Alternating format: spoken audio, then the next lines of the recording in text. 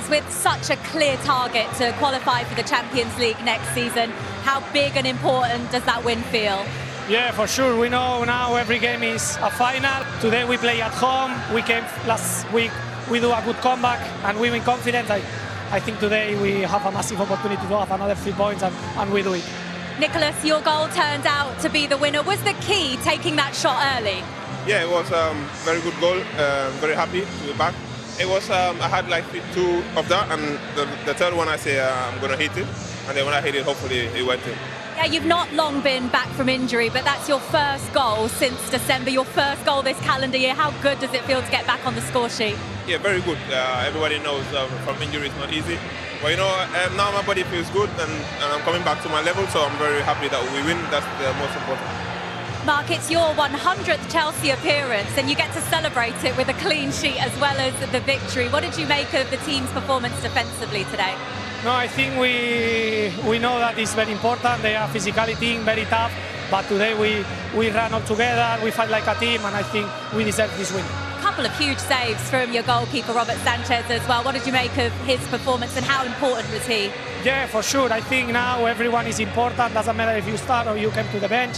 I think today was very important. He made a good save. It's very important for him as well because he win confidence and now he's like a team effort. We need to stay all of them in and everyone is necessary in this team.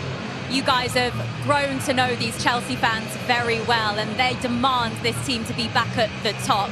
Do you need Champions League football for the fans to consider this season a success? Of course, for the players, for the fans, you know, everybody. That's our dream. I think I've never played it, so hopefully next year we play. We're still fighting. It's not done yet, so now we just move to the next one and try to fight for that spot. Tough run of fixtures to come to end the season, Marc.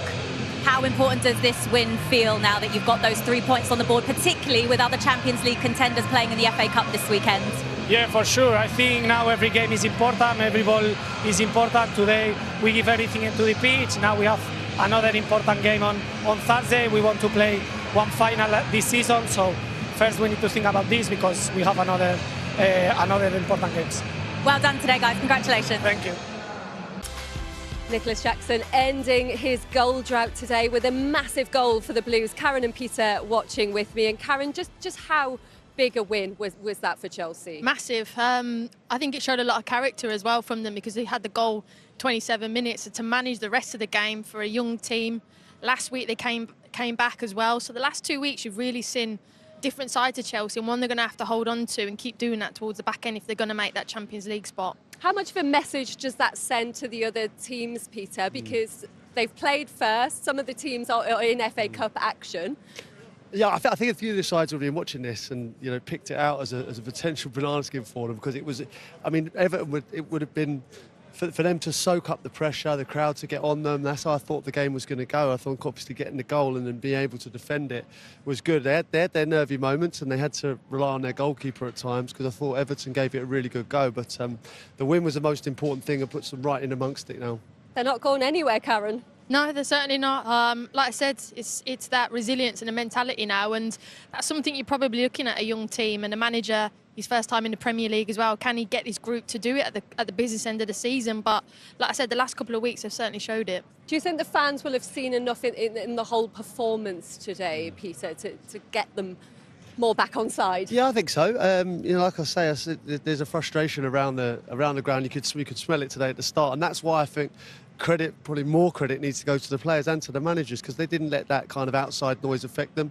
They did what they were supposed to do, and I think in the two wingers they've got real danger, man. I think Maresca, every time you got the ball, I think keep giving it to him, keep giving it to him. I think it was Patterson's second Premier League start this season, and it kind of showed against Maresca because he can do it against anyone. I think he was the real danger. Well, let's have a look at how Nicolas Jackson got that crucial goal, Karen. He said in the interview he had those opportunities before. Yeah. I mean, look, brilliant from Chelsea to win it back because I think it's poor from Better and a hold-up play. But what he does, like he said in his interview, one touch and took the opportunity. Look, you're in a bit of a funnel press, so they're putting you in there, and they give it away, Everton, and you're going to get punished. There's the pass straight into him, first touch, and outside the box finish. And that was what he learnt. The first of the opportunities, he probably took too many touches. This time he was clinical, took the shot early. and they gave it to him quick, and that was it really. Nice for Enzo Fernandez. He's playing slightly higher with Palmer, because Caicedo was able to come into kind of that almost like a box midfield with Lavia in there, so it kind of freed Fernandez up to get a little bit further forward, which I think he enjoys. The first time we've seen him score from outside the box in the Premier League as well, Peter. Is that something he should be working on to try and do more often? I don't know. I played in the Premier League for 15 years and didn't work on it, so I'm sure he'll be okay. I didn't score many from outside the box, but he can do it. That's the thing. I think in and around the box certainly will be his bread and butter. But when he's shown strikes like that, he can certainly shoot from outside the box more. He entered that goal drought. Cole Palmer today didn't. Karen, now 17 games for him. What did you think of his overall game though today? I did. Try and keep a close eye on him. He did look frustrated. Even when he came to the bench, he looked frustrated. I thought at times team didn't give it to him enough quicker when he was in certain spaces, particularly in that number 10 position, because he gets into such good areas to hurt them. I don't think they give it to him quick enough. So look, he did a job for the team today. This was a team performance. Ultimately, you want your star players to shine, but with so many games left and they're so important, this is about the team, and the team did the job, and he was part of that team today.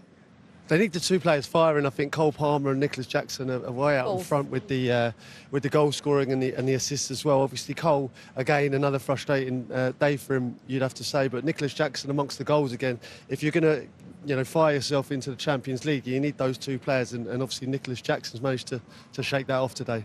What did you think of the way Robert Sanchez has responded to a lot of the criticism he has had this season, Karen, to step up with 2 match-winning saves? I mean, they were unbelievable, really. When you get criticised, you have to put in the performances and try and quieten that sound, and he absolutely did. I mean, this was quickly taken again, but a great strong arm there. It was quick from Beto to take the opportunity. See it here, but get down then, it's a strong palm away. I don't think he can do a lot more, really, Beto. It's a fantastic strike right in the corner, and it's a magnificent save. But there is a player in there with Beto. I just feel like he showed what he can do when there. He can, yeah. And this one here, it comes, obviously he's going the wrong way. I think Dwight McNeil just doesn't quite get enough. He's probably a little bit too high for him, but he gets a little bit more contact on that. And so, because when Sanchez is going the other way, it's so hard for a goalkeeper to react like that. I think he gets a little bit more on that, and this was in the back of the net. But today was Sanchez's day. He was dropped in February, recalled in March. Are there still a lot of concerns though about how shaky, I guess, he can look at times? I mean, I don't want to be too harsh on him because he's played absolutely brilliant today. But if you're asking me if Chelsea have the aspirations to go to where Chelsea fans want them to be, I'm not sure he's the goalkeeper to get them there to win Premier League titles, Champion League titles.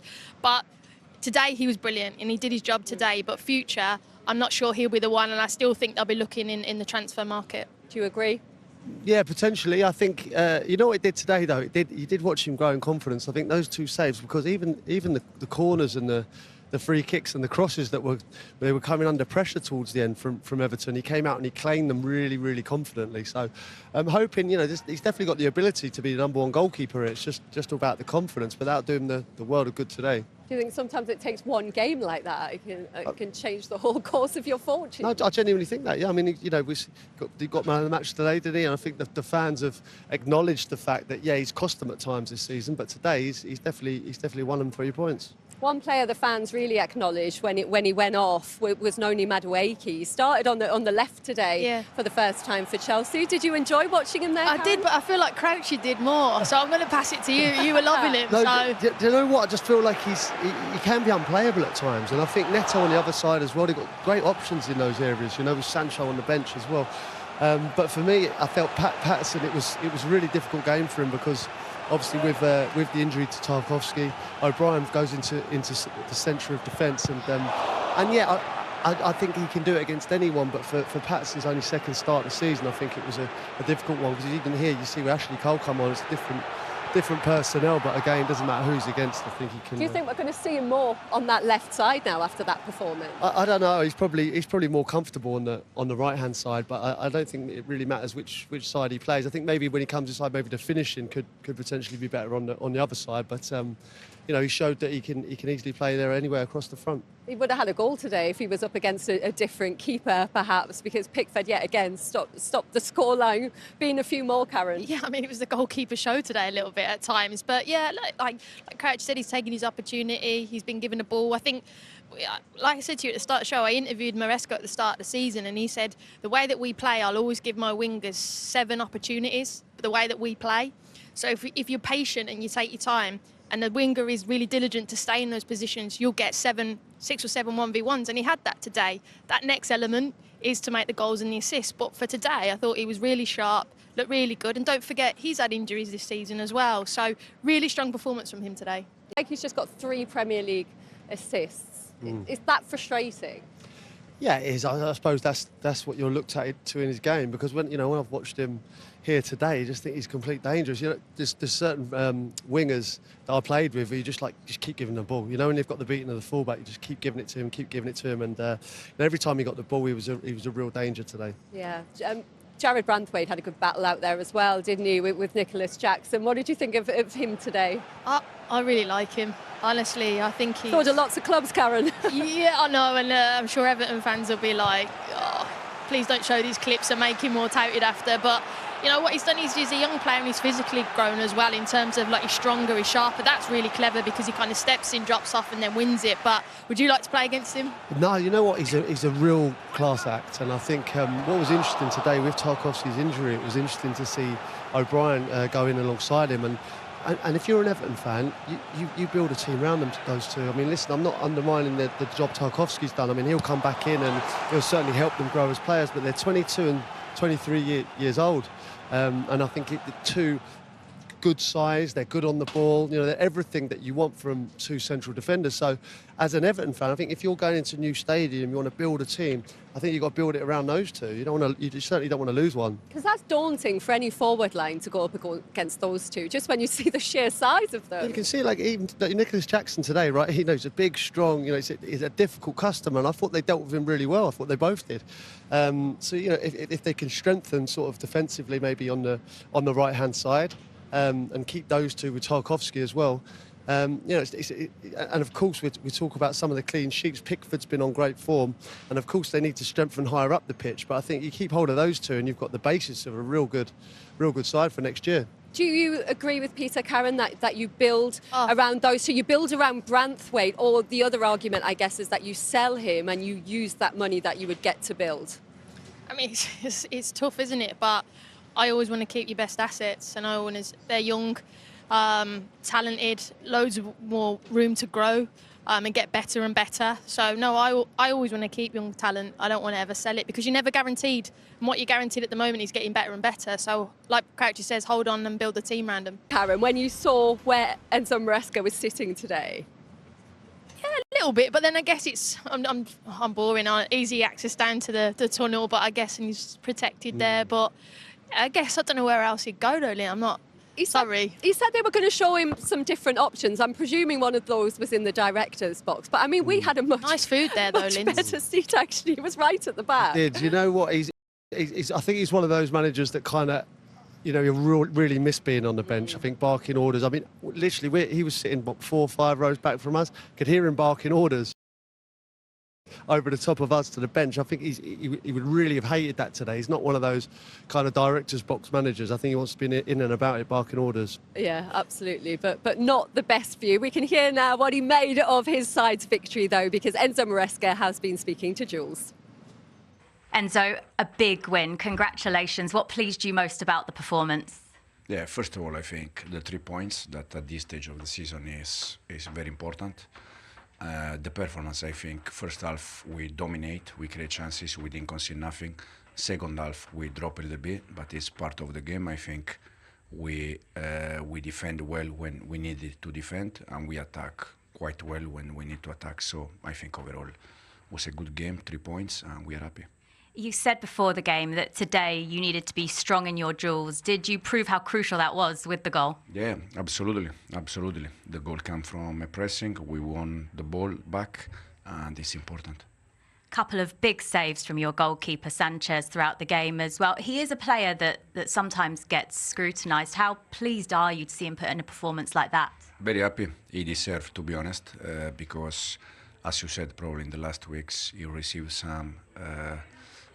critics that is not good, and you can see also how the teammates at the end they celebrate with him, because he deserved that. You were sat at the back row of the press box to watch the game. It didn't look like the best view. How did you find it? No, the view was okay. No, the view was okay. Probably if you sit where I was sitting, you can see that the view was good. With all the teams that are in the mix, along with Chelsea, to try and qualify for the Champions League, what's it going to take now to ensure that you achieve that target? It's 4 games to go, game by game. I said already many times, when you win a game, you see yourself there and you are happy. If you don't win, you don't see yourself there and you are upset. It's how we manage the emotion until the end. The important thing is that we are there. Can you use this game as momentum now? Yeah, I think also the last game against Fulham was a good one. But overall, for sure, now we need to win some more games. Thanks, Enzo. Thank you very much. Thank you. No complaints from Enzo Maresca there. He said the view was good. I guess the view's always good when you win, though, Peter. Yeah, exactly right. I don't think he would have liked that at all, you know, as most managers wouldn't. But yeah, he's happy with the view, and it wasn't the best. I'll be honest with you. I've sat there many a time, and it's not the best of views from there. How much did he need that today, Karen, to ease a bit of pressure? Because even though they won against Fulham, there was discontent among the fans. They had to come back from it. And even though before that they reached a European semi-final, they were jeered off at the end. Yeah, I mean, particularly at home here, that good performance, a clean sheet, I think it just lifted the mood a little bit. So the team couldn't have done any more. I mean, he couldn't do any more. I mean, he could only do so much anyway. But I think it's a really positive day for Chelsea. Look, Everton are a difficult team. You know, they really, really are. So I think it's a really good day for Chelsea, but they've got to keep going. It's not over yet. Getting more minutes into Lavia, I think, is a good shout as well. I thought him and Caicedo as well looked fantastic today, and shout to Trevor Chalobah as well. Much said, you know, kind of indifferent. He's had to go out and earn his stripes and come back here, and I thought he was Chelsea's best defender today. How do we see that top 5 battle now then? Do you think Chelsea are still the outsiders? It's a difficult one. I mean, before today, yeah, I thought they would come unstuck today, potentially a draw or something, and then they might feel like they're out of it. But I still fancy Manchester City, Nottingham Forest, and Newcastle to be there. But I think it's the biggest fight we've got in the league now. You know, the league title's wrapped up. You know, the relegated teams are done, and this is the battle that we'll all be watching. That Chelsea Newcastle game.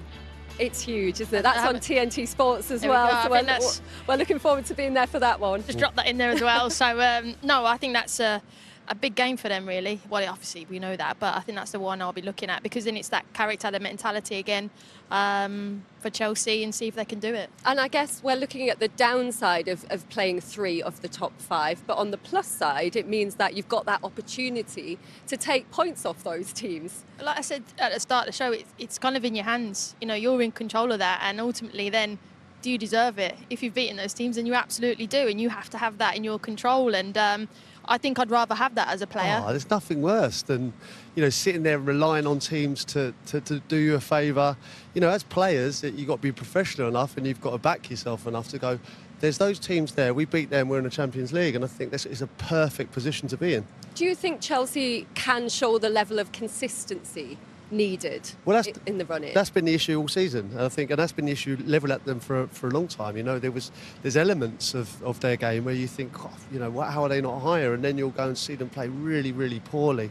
And that's the conundrum, I think, for the manager. You know, he has to get a tune out of them week in, week out, whether that's making changes, adapting it. And of course, they've had their injury problems, but most of if not all of the Premier League teams have had their injury problems. So, yeah, getting consistency is obviously the difference between making Champions League and not.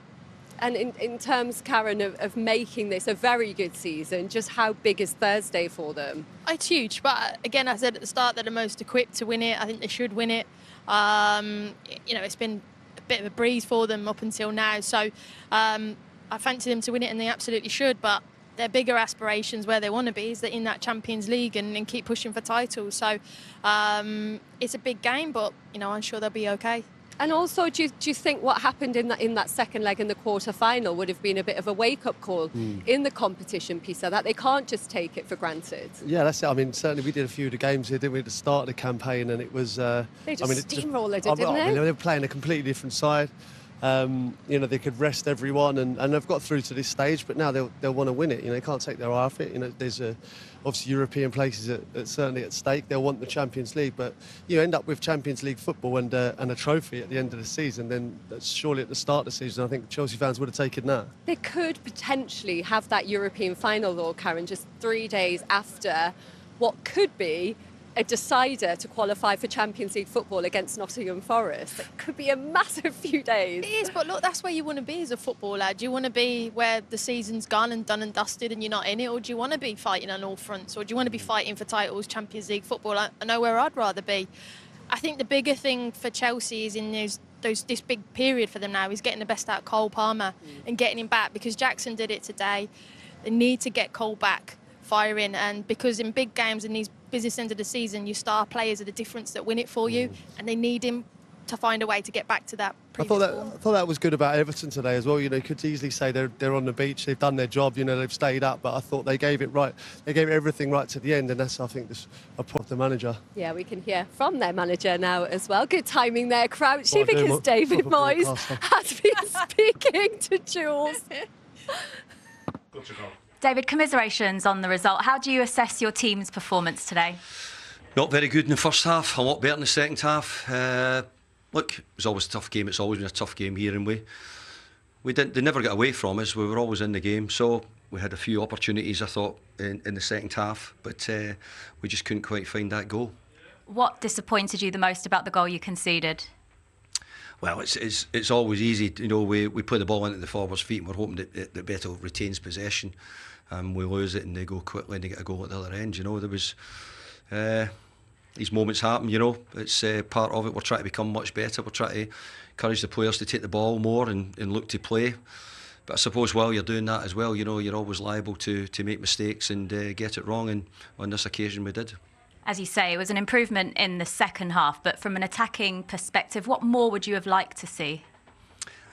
Well, I'd like goals. We want goals. So, but you can only, you have to do what you've got and work with what you've got and the players we've got, and that's what we have. So these players have done an unbelievable job, and let's be fair, we should nearly be applauding us for coming here and keeping Chelsea close at 1-0. That's what we've done. Kept them close always gave us a chance of getting a result out of the game. I'm not saying we could have, but we were close. There are only 4 matches left of this season now. What do you want to see from your players in these final few games? I only want to see is exactly what they've shown in the games since they've come in. Their attitude, commitment, their desire to try and win the games. They get after each other as players. They make sure that people know that they've got responsibilities, and because of that, I think we'll continue playing the same way. We want to get better quality. We want to make more chances, score more goals, but there's a lot of good things in the camp. Thanks, David. Cheers. See you later. Bye. See you later.